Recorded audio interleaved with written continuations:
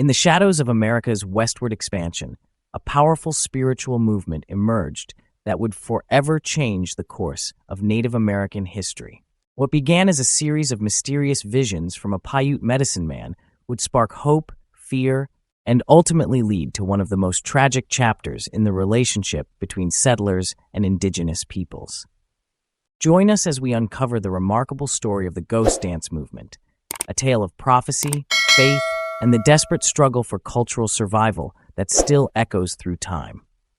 Subscribe to our channel for more compelling stories that shaped the American frontier. In the twilight years of the American frontier, as native tribes faced unprecedented challenges to their traditional way of life, a remarkable spiritual awakening emerged that would forever alter the course of Native American history. The GhostDance movement, born from the profound spiritual experiences of a Paiute elder medicine man named Wovoka in 1869, represented far more than merely a religious revival. It embodied the hopes, fears, and resilience of a people standing at the precipice of irrevocable change. Wovoka's visions, which came during a period of intense cultural disruption and territorial displacement, spoke directly to the deep-seated anxieties and aspirations of the Paiute people. These revelations, received through intense meditation and spiritual communion with ancestral spirits, promised something that seemed increasingly elusive to Native Americans of the period: renewal, restoration, and the fulfillment of ancient promises made by their forebears. The evolution of Wovoka's prophetic visions reflected the complex psychological journey of a people grappling with radical change. His initial vision, raw with the pain of displacement, foretold a sweeping cataclysm that would remove all settlers from native lands, a direct response to the immediate pressures facing his people. Yet as these visions matured, they transformed into something more cosmic in scope, a complete cleansing of the continent itself, followed by the miraculous return of those who remained faithful to their ancestral spiritual practices. Perhaps most telling was the final transformation of Wovoka's prophetic message. Moving beyond narratives of destruction and displacement, his later visions offered something more profound: the promise of immortality and peaceful coexistence for those who embraced his spiritual teachings. This evolution from resistance to transcendence marked a crucial philosophical shift in the movement's early development, suggesting a path forward that emphasized spiritual elevation over physical confrontation. These foundational visions, delivered in the specific cultural context of the Paiute people, would soon resonate far beyond their original scope, touching hearts and minds across the American West.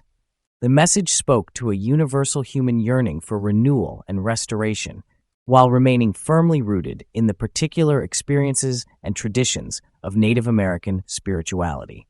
At the heart of this prophetic movement lay a deceptively simple yet profoundly meaningful ritual, a communal circle dance that would become the physical embodiment of the GhostDance's spiritual power. The practice continued until the movement suffered its first significant loss, with Wovoka's death in 1872, marking the end of the initial phase of this remarkable spiritual awakening. However, the movement's legacy would find new life on a cosmically significant date, January 1st, 1889, during a solar eclipse that cast its shadow across the Western Territories.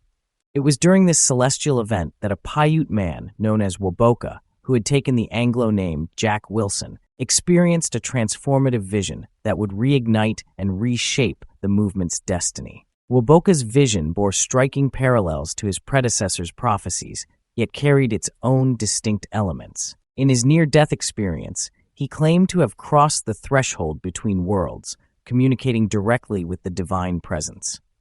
The message he received echoed the deepest longings of his people: the disappearance of settler populations, the triumphant return of the buffalo herds that had once sustained native life, and the restoration of ancestral lands to their original stewards across the continent. The prophetic lineage of the GhostDance movement revealed itself through a complex web of relationships. Wovoka's father, Tavibo, had served as a crucial link in this spiritual chain, having maintained a close association with Wovoka during the movement's early years. This connection added legitimacy to Wovoka's subsequent role, though his upbringing would follow an unexpected path. After Tavibo's passing, young Wovoka was taken in by the David Wilson family, settlers whose influence would later be reflected in the syncretic nature of his teachings.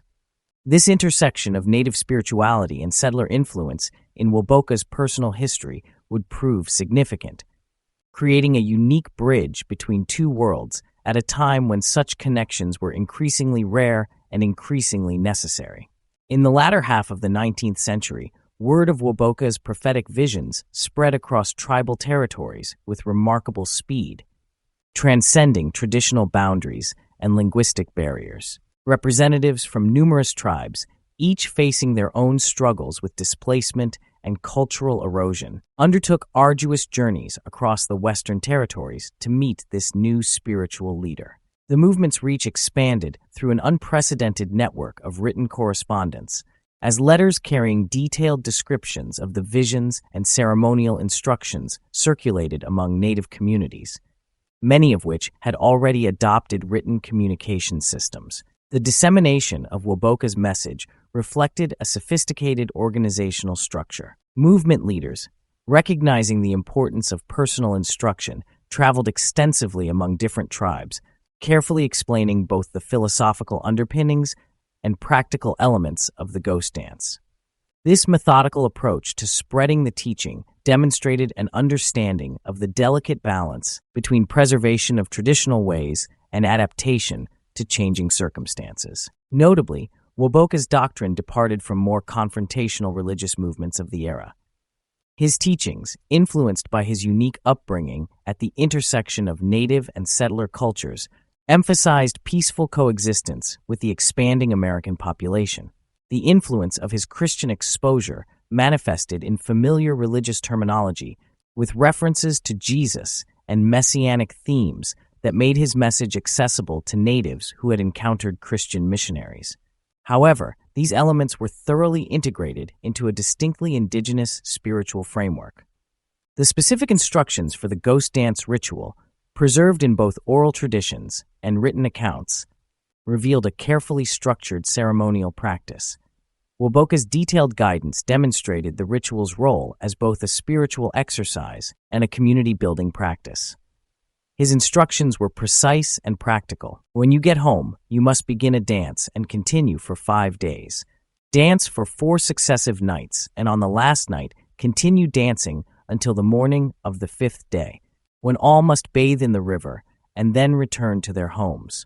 The emphasis on uniformity in practice, you must all do this in the same way, suggested an understanding of ritual consistency as a means of maintaining unity across diverse tribal groups. The prescribed 6-week interval between dances established a regular rhythm of spiritual renewal, while the inclusion of communal feasting, make a feast at the dance and have food that everybody may eat, reinforced social bonds within and between participating communities. These detailed prescriptions for the ghost dance ritual reflected a sophisticated understanding of how religious practice could serve multiple functions: spiritual renewal, community cohesion, and cultural preservation. The emphasis on shared meals and extended periods of communal dancing created spaces for social interaction and cultural transmission at a time when traditional gathering opportunities were increasingly restricted by reservation policies and territorial displacement.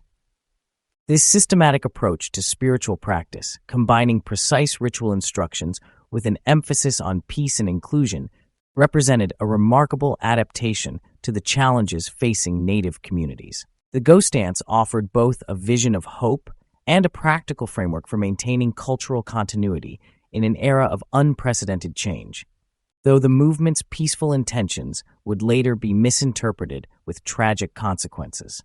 The ceremonial attire of the ghost dance participants carried deep symbolic and spiritual significance. Adorned in carefully crafted garments known as ghost shirts, these sacred vestments incorporated powerful natural elements: eagle feathers representing spiritual elevation, animal claws symbolizing strength, and horns denoting connection to the natural world.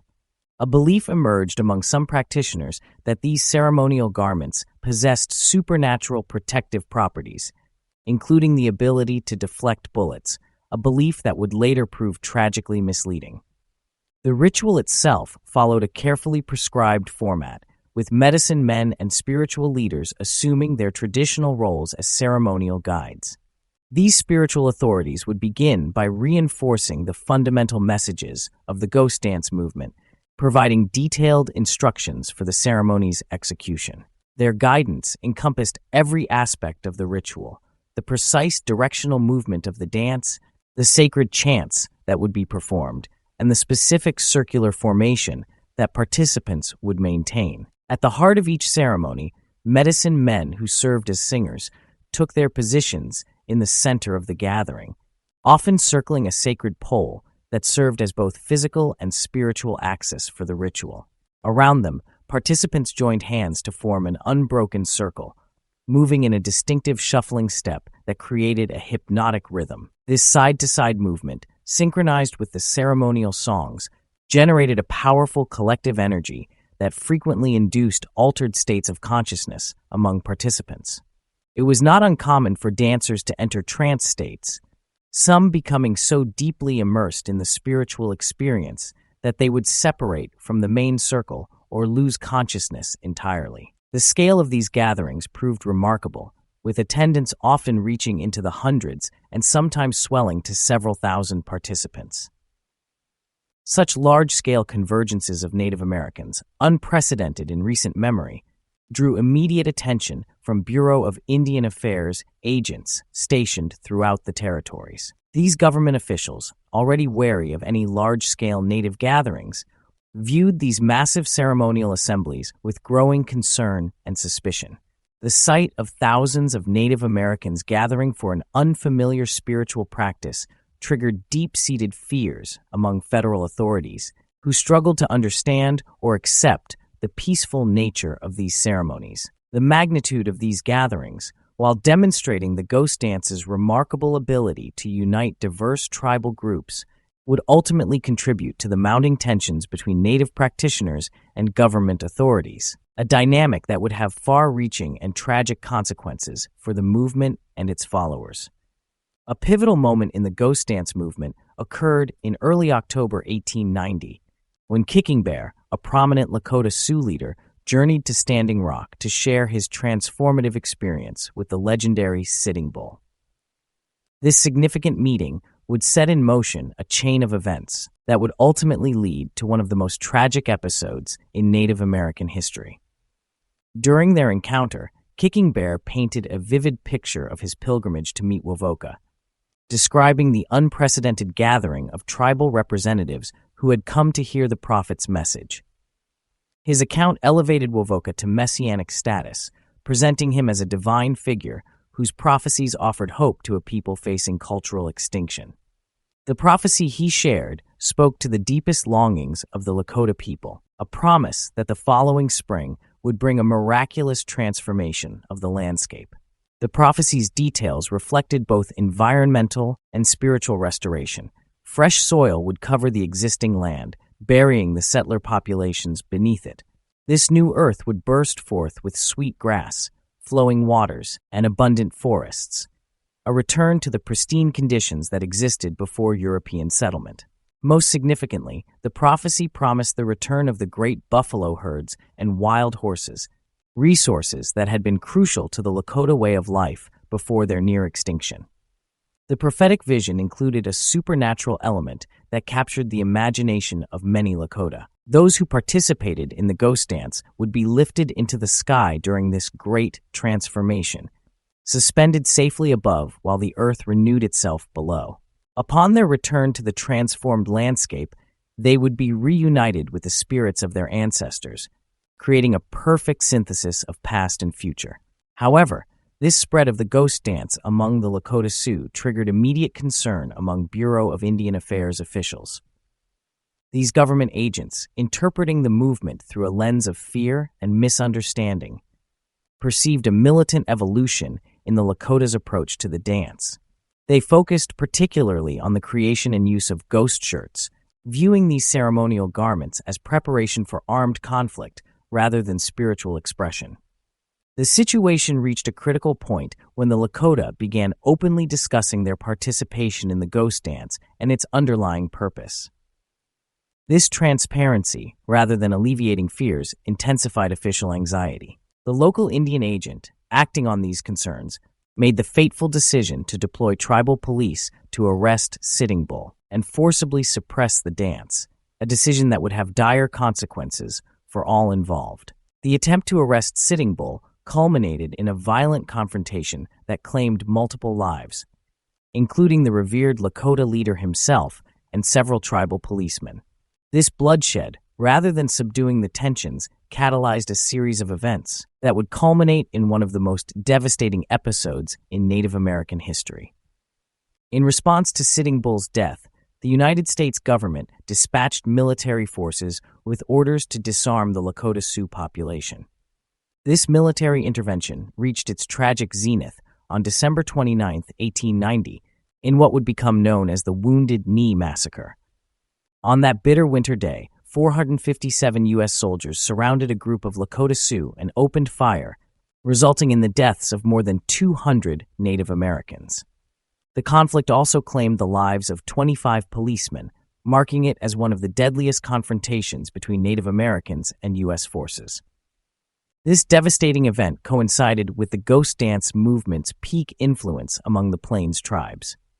The massacre served as a brutal demonstration of the ghost shirt's inability to provide supernatural protection against bullets, as many believers had hoped. The failure of this belief, coupled with the movement's unfulfilled prophecies of resurrection and renewal, led to a rapid decline in participation among former adherents. The movement's founder, Wovoka, watched these events unfold with mounting distress. Faced with death threats and increasingly troubled by how various tribes had reinterpreted his original peaceful vision, he withdrew from public life and ceased his role as a public speaker. Despite this retreat from the spotlight, Wovoka maintained his dignity and the respect of his loyal followers. He continued his spiritual practices in a more private capacity, receiving visitors and traveling occasionally, until his death in 1932, having witnessed both the rise and tragic transformation of the movement he had initiated. In the aftermath of the Wounded Knee Massacre, the ghost dance movement, rather than disappearing, underwent a remarkable transformation and geographical expansion. During 1891 and 1892, the practice spread among several tribes including the Pawnee, Oto, Missouri, Iowa, Osage, and Quapaw. Each of these nations approached the ritual with a distinct cultural interpretation, weaving their own traditions into the fabric of the ghost dance ceremony. This period of adaptation saw tribes incorporating their unique cultural elements into the practice. They composed original songs in their native languages, integrated traditional clothing and weaponry into the ceremonies, and revived ancestral dances and hand games that had begun to fade from regular practice. This fusion of the ghost dance with traditional tribal customs created unique variations of the ritual, each reflecting the specific spiritual and cultural heritage of its practitioners. A significant shift in official policy emerged during this period, particularly evident in the actions of Commissioner of Indian Affairs Thomas J. Morgan. During his visit to the Oklahoma Territory, Morgan's observations of ghost dance ceremonies on the Pine Ridge Reservation in South Dakota led to a notably different approach than that taken at Wounded Knee. Finding no evidence of violent intent or aggressive behavior among the practitioners, Morgan made the calculated decision not to suppress the movement, allowing it to continue without government interference. This policy of non-intervention proved crucial for the movement's survival in Oklahoma, where the ghost dance continued unimpeded until at least 1914. The practice's endurance in this region demonstrated its capacity to evolve from a prophecy of immediate transformation into a sustained spiritual tradition focused on cultural preservation and renewal. The ghost dance's influence extended beyond its immediate practice, leaving an indelible mark on Native American spiritual life. Elements of its teachings and ceremonial aspects found their way into other religious movements, including the Sun Dance, Bear Dance, Paiute religion, and the Native American Church. These movements shared the ghost dance's fundamental emphasis on spiritual renewal and the promise of a better future for Native peoples, though each developed its own distinct practices and beliefs. Perhaps most remarkably, the ghost dance has persisted into the modern era, with practitioners continuing to maintain aspects of this spiritual tradition. This endurance speaks to the movement's ability to adapt and remain relevant despite the profound changes in Native American life over the past century, serving as both a connection to historical traditions and a means of addressing contemporary spiritual needs. As we close this chapter of Native American history, the legacy of the ghost dance movement continues to echo through time, reminding us of the enduring power of faith, resilience, and cultural preservation. The story of this remarkable spiritual awakening, from its hopeful beginnings to its tragic turns and eventual transformation, remains a testament to the indomitable spirit of Native American peoples. For more fascinating stories of American history, cultures, and untold narratives that shaped our world, subscribe to our channel. Join us on this journey of discovery as we uncover the hidden chapters of our shared past. Don't forget to like, share, and enable notifications to stay connected with our latest content.